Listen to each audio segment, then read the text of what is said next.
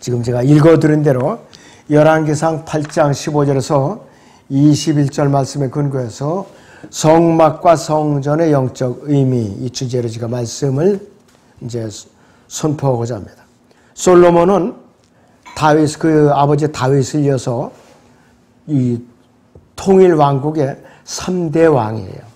3대째 왕이 된 솔로몬은 그의 기도를 통해서 백성에게 약속을 지키신 하나님의 그 신실하심을 상기시켰어요. 이 기도를 통해서. 자, 여러분, 예수님께서는 초림 때에 예루살렘 성에 입성하시는 장면이 나와요. 그런데 그 모습이 세상 사람들이 보기에는 초라하게 짝이 없어요. 어린 나귀 새끼를 타고 입성했어요. 영국 여왕이 버킹엄宫에서 어디 행차할 때 봐요. 아주 그냥 의리의리한 말을 타고 기마병이 또 후회하고 가죠. 근데 예수님은 안 그랬어요.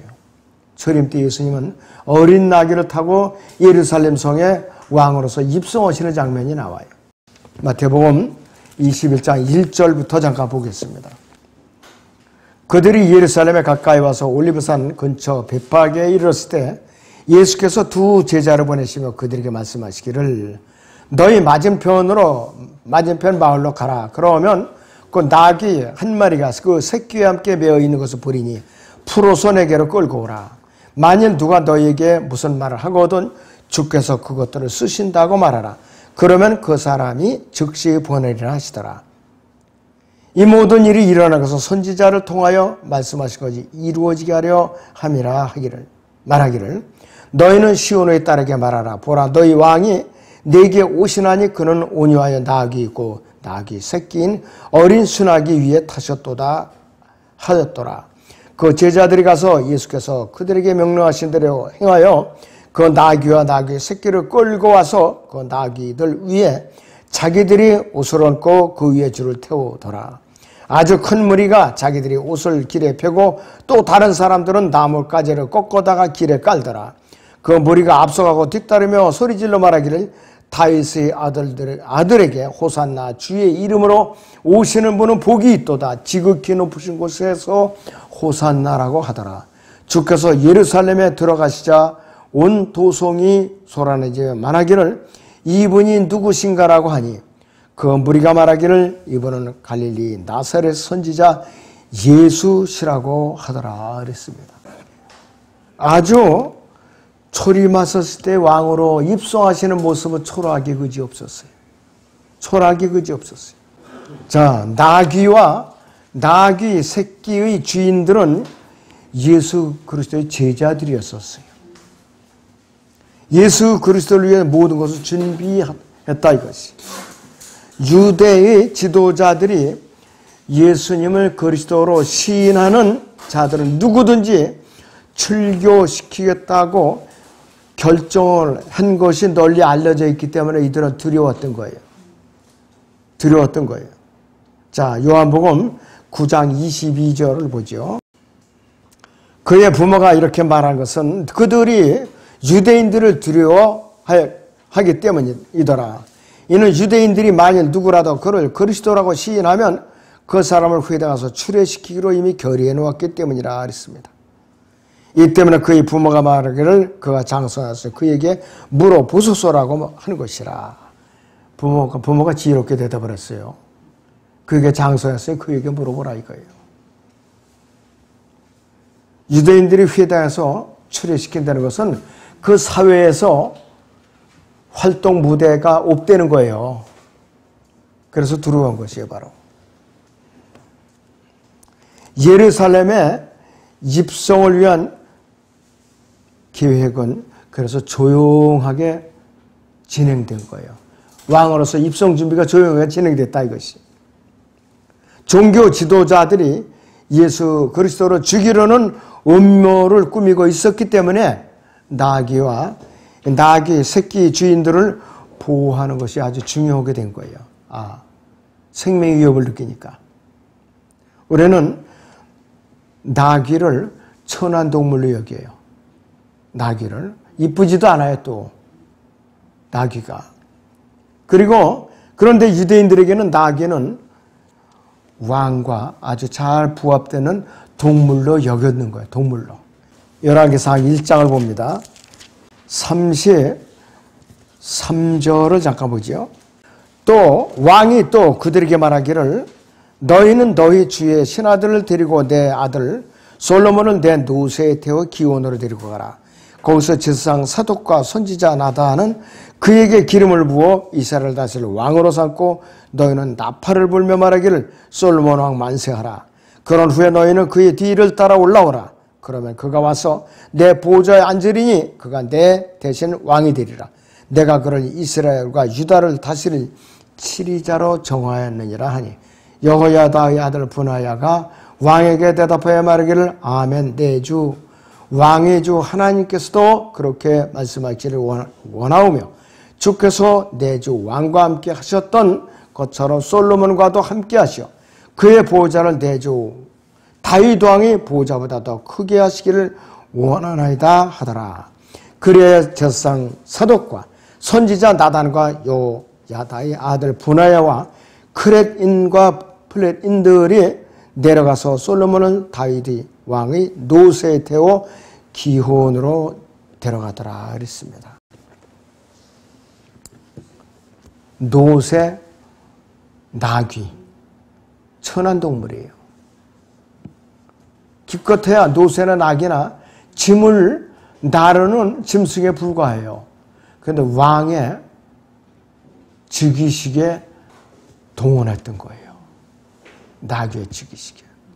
그러니까 유대인들을 봐서는 소중한 동물이에요. 왕의 등극에 필요한 동물이었다. 자, 그래서 이것은 피조물에다 예수 그리스도의 주권을 나타내는 것이.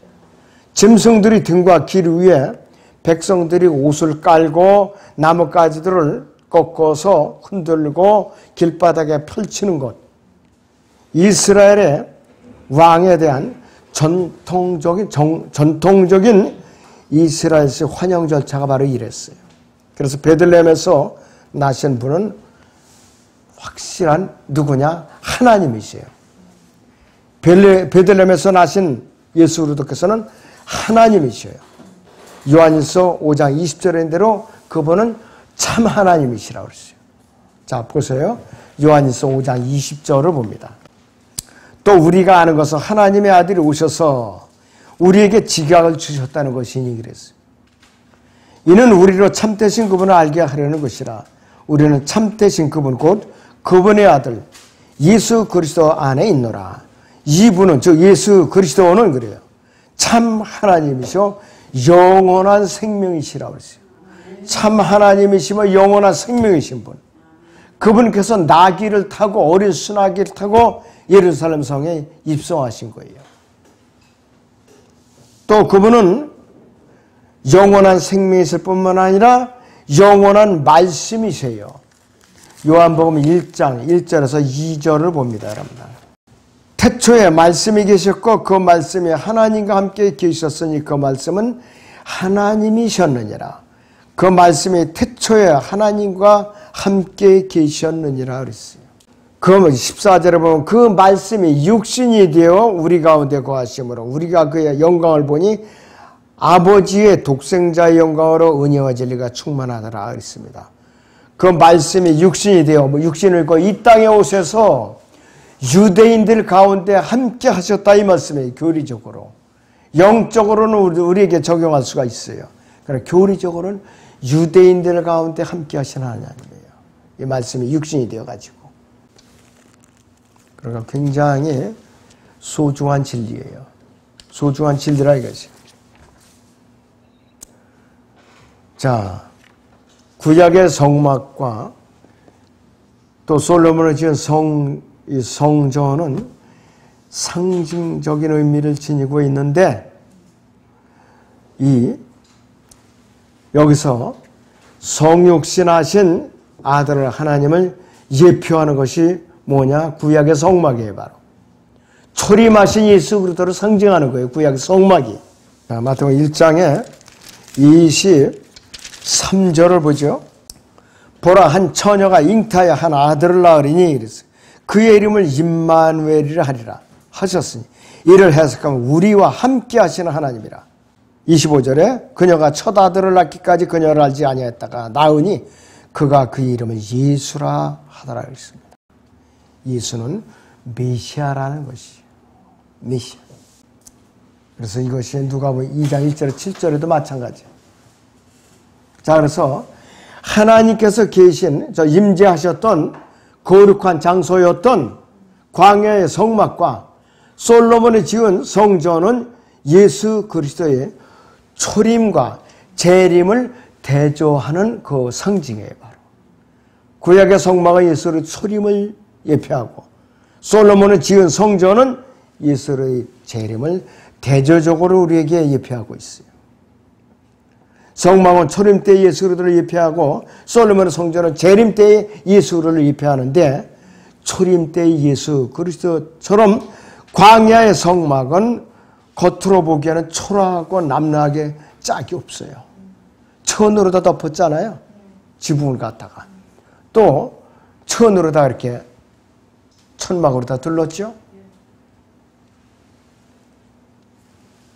자, 그리고 시선을 그렇게 끌만한 모습이 아니었다 이것이에요. 자, 예수 그리스도의 거룩한 위엄은 어디에 감춰져 있느냐? 성막의 휘장 안에, 지성소 안에 두 그룹 사이에 그분의 영광이 임재해 있었던 거예요. 겉으로 봐서는 모르는 거예요. 하나님의 영광에 감춰져 있었던 거예요. 골로새 3장에 있는 대로 우리는 하나님 안에 감춰져 있는 존재예요. 자, 성막은 선지자 모세에 의해서 세워졌죠. 그래서 초림 때에 예수로 수행하신 직분이 바로 뭐냐? 성막에 제사장들이 행했던 그 직분이에요. 자, 광야에서 사용되어졌죠. 그래서 이 광야에서 세워졌던 성막은 초림 때에 예수 그리스도의 낮아지심을 묘사하는 거예요. 예수 그리스도의 낮아지심. 그러니까 그분께서는 7단계로 낮아지신 분이에요. 자, 보세요. 빌립보서 2장을 봅니다. 자, 빌립보서 2장 6절에서 8절을 봅니다. 그는 하나님의 형체로 계심으로 하나님과 동등하게 되는 것을 탈취라 생각지 아니하였으나 오히려 자신의 영예를 버리고 종의 형체를 입으시어 사람들의 모습을 취하느니라. 그래야 사람과 같은 모양으로 나타나서 자신을 낮추시고 죽음에까지 순종하셨으니 십자가의 죽음에까지라. 하나님 보좌 오른편에 좌정하고 계신 아들 하나님이에요. 그분께서 갈보리 십자가에까지 낮춰주신 분이에요. 그것이 바로 구약의 성막의 모습이에요. 성막의 모습. 또 성막에서 거기에 놓여있는 번제단이나 그 다음에 금양단이나 지성소에 있는 언약궤 같은 거 사이즈가 있어요. 5이라는 사이즈가 나와요. 가로 세로 5, 위로 5. 자, 이런 사이즈가 나오는데 죽음을 말하는 거예요. 죽음. 예수 그리스도께서 이 땅에 오신 목적이 뭐냐? 아담 안에서 타락한 모든 죄인들을 위해서 모든 죄를 다 짊어지고 갈보리 십자가에서 죽으러 오신 그 목적이 된다 이거예요. 5이라는 숫자가. 자, 요한복음 4장 34절 보죠. 예수께서 그들에게 말씀하시기를 나의 음식은 나를 보내시는 분의 뜻을 행하고 그분의 일을 완수하는 것이라. 갈보리 십자가에서 세상 모든 죄를 제거하시려고 짊어지고 다 그분께서 짊어지고 세상의 모든 죄가 제거되었다 선포하시려고 그러는 거예요. 그리고 19장 38절에서는 다 이루었다 선포하신 거예요. 자, 요한복음 19장 30절에서는 다 이루었다 이거예요. 이제 더 이상 남아있을 죄가 없다. 남아있는 죄가 없다 이것이. 그래서 염소와 송아지 피로 아니하고 오직 자신의 피로 성소에 들어가서 우리를 위해서 영원한 구속을 이루셨느니라 이렇게 선포했잖아요. 히브리서 10장 10절도 마찬가지. 그 뜻을 따라 예수 그리스도께서 우리를 위해 한 번 들으시면 우리가 거룩하게 됐다고 그랬어요. 두 번 다시 들으신 거 아니에요. 예수님께서 뭐가 피가 부족해서 두 번 다시 들으셨다. 그거는 하나님이 아니에요. 단번 속죄를 이루신 분이에요. 단번 속죄. 그러니까 우리는 아주 의롭게 된 거예요. 단번에 의롭게 된 거예요, 우리는. 그리고 히브리서 10장 12절에 있는 대로 이분은 한 번의 속죄제를 영원히 들으셨다고 그래요. 한 번의 속죄제를 영원히 들으셨다. 하나님 오른편에 앉으셨다고 그랬어요. 근데 구약의 성막에 있는 제사장들은 하루에도 몇 번이고 쉴 사이 없이 제사를 드려야 돼요. 왜? 백성들이 쉴 새 없이 죄를 지니까. 그런데 우리는 죄를 지을 때마다 자백을 하잖아요. 자백을 하면 우리는 돼요. 돌이키면은. 예수님께서 대신 하나님 보좌 오른편에서 우리의 자백을 받으셔서 경청하시고 받으셔서 하나님께 속죄의 제사를 드리시는 거예요. 대제사장으로서. 마귀가 고소할 때마다 우리를 위해서 변호인 역할을 하시고 그 역할을 하시는 거예요. 솔로몬의 성전은 외적으로 웅장하고 화려하기 그지없어요. 솔로몬의 성전. 자, 이와 마찬가지로 예수 그리스도께서 이 땅에 오실 때의 모습은 위엄이 있고 웅장하시고 아주 찬란하기 그지가 없어요. 그분께서 능력과 큰 영광으로 오셔요. 그래서 앞으로 이 지상에 세워질 왕국 성전은 위대한 왕의 도성이라고 그랬어요. 예루살렘에 세워진다. 모리아산에 세워지되. 그래서 예수 그리스도의 영광과 그분께서 계실 장소가 바로 위대한 왕의 도성이에요.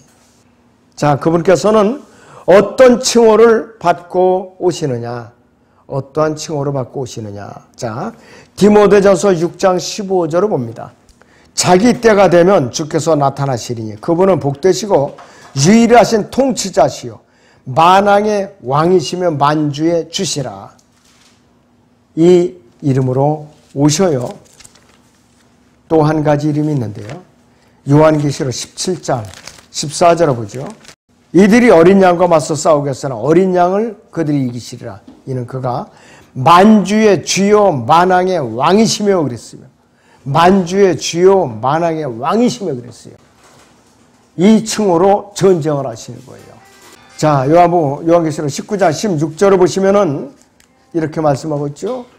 또 그의 옷과 넓적다리에 이름이 기록되어 있는데 만왕의 왕 또 만주의 주라 하였더라. 이 엄청난 칭호를 갖고 큰 존귀와 영광과 위엄으로 재림하셔갖고 아마겟돈에서 원수들을 물리치시는 거예요.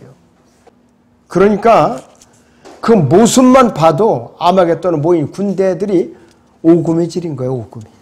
그래서 초림과 재림에서 예수 그리스도께서 오시는 것은 거하는 것으로 표하고 있어요. 장막절과 관련이 있는 거예요. 장막절과. 자, 성막에서 하나님께서는 자비석 위의 그릇들 사이에 임재하셨어요. 그릇들 사이에. 그 증거로 구름으로 불려진 주의 영광이 나타난 거예요. 그랬어. 출애굽기 25장 22절을 보죠. 거기서 내가 너와 만나고 또 내가 자비석 위 증거궤 위에 있는 두 그룹 사이로부터 내가 이스라엘 자손에게 계명들로 줄 모든 것들에 관해 너와 교제하리라 그랬어요. 자, 출애굽기 40장 34절을 봅니다. 그러자 구름이 회중의 장막을 덮었으니 주의 영광의 성막을 가득 채우더라 그랬어요. 모세가 회중의 장막에 들어갈 수 없었으니 이는 구름이 그 위에 있고 주의 영광의 성막을 가득 채웁니다 그랬어요.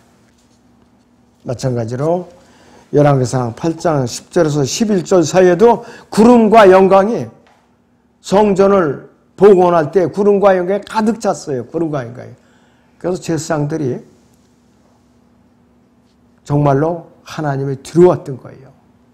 납작 엎드렸던 거예요. 그때 주의 영광은 이스라엘 백성 가운데 하나님의 임재하심의 뚜렷한 증표였었어요. 에스겔 11장 23절을 보죠. 주의 영광이 그 성읍 가운데로부터 올라가서 성읍의 동편에 있는 산 위에 섰더라 그랬습니다. 여기서 영광은 주의 영광이 떠나는 장면이에요. 주의 영광이 떠나는 장면이에요. 왜 그랬던가? 그들이 우상한 성비니까 주의 영광이 성전에 임재해 계실 필요가 없었던 거예요. 반역하는 민족에게. 그러니까 주의 영광이 떠나고 있는 것이 참 너무나도 가슴 아픈 장면이 아닐 수가 없어요.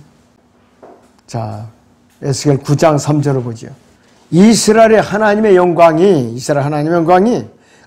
그분께서 계셨던 그룹에서 올라가 성전의 문지방에 이르니 주께서 가는 베옷을 입고 옆구리의 서기관의 잉크 통을 찬 사람을 부르시더라 그랬습니다. 그룹을 타고 오셨던 분이에요. 그룹을 타고. 여러분들 라킨 그림 도표에 에스겔서 보면은 4가지 모양을 사람 모양, 사자 모양, 독수리 모양, 그 다음에 그 사자 모양을 한 그 그룹이 나오죠. 근데 바퀴는 이렇게 있는데 아주 기적적으로 바퀴가 움직여요. 그걸 타고 임재했던 분이에요. 우리는 초자연적이라 어떻게 설명을 할 수가 없어요. 너무나도 초자연적이기 때문에. 그러니까 이스라엘은 너무나도 우상 숭배에 빠졌으니까 영광이 떠나는 장면이에요. 그래서 에스겔 43장에서 영광이 다시 이제 지상 왕국 성전으로 다시 돌아오는 광경이라 이거지. 자, 그래서 우리는 요한복음 1장 14절에 있는 대로 그 말씀이 육신이 되어 우리 가운데 거하심으로 우리가 그 영광을 보니 이 말씀을 읽을 때에 이스라엘을 이집트로부터 구해내신 하나님께서 이스라엘 백성 가운데 나타나셨다는 거예요. 예수님께서 초림하실 때는 그 말씀이신 예수 그리스도께서 육신이 되어서 육신을 입고 이스라엘의 유대인들 가운데 함께 거하셨다 이 뜻이에요. 말씀이 육신이 되었다는 것은 태초에 계셨던 그분께서 예수 그리스도께서 이제는 사람들과 함께 거하신다는 그 말씀이에요. 초림 때 그렇게 말씀했었는데 갈보리 십자가 못 박혀서 예수님을 이제 못 박아 버리니까 떠났죠. 영광이 떠났죠. 지금 이스라엘에서 영광이 떠난 상태예요. 언제까지? 지상재림 때까지 떠나는 상태예요. 떠나 있는 상태예요. 자, 그렇기 때문에 우리는 구약의 성막과 솔로몬의 성전과 저희 성전과 영적으로 어떤 의미가 있는가 확실히 알아야 되죠. 구약의 성막은 예수 그리스도의 초림을 상징하고 솔로몬 성전은 예수 그리스도의 지상 재림을 의미하면서 장막절을 또 의미한다 그랬어요. 장막절. 아무쪼록 여러분들이 이 의미를 잘 되새기고 잊지 마시기 바랍니다. 기도하겠습니다.